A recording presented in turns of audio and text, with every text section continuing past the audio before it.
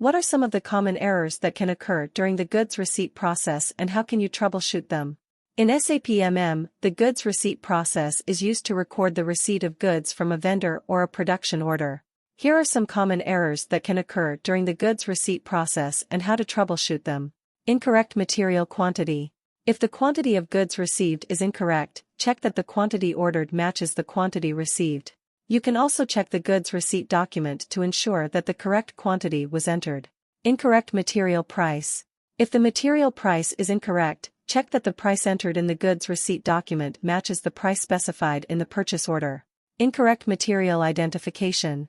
If the material identification is incorrect, check that the material number and description entered in the goods receipt document match the material ordered.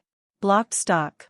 If the stock is blocked, check the status of the material in SAP MM to ensure that it is not blocked for any reason. Delivery date issues.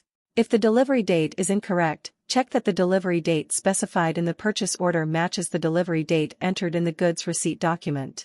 Inspection lot issues. If there are issues with inspection lots, check the quality inspection settings in SAP MM to ensure that they are set up correctly. PO price change not updated in GR. If the price change in the PO is not reflected in the GR, it could be due to the setting in the PO for fixed price. To troubleshoot this issue, check the PO setting to make sure it is not set to fixed price. If it is set to fixed price, then you may need to create a new PO with the correct price.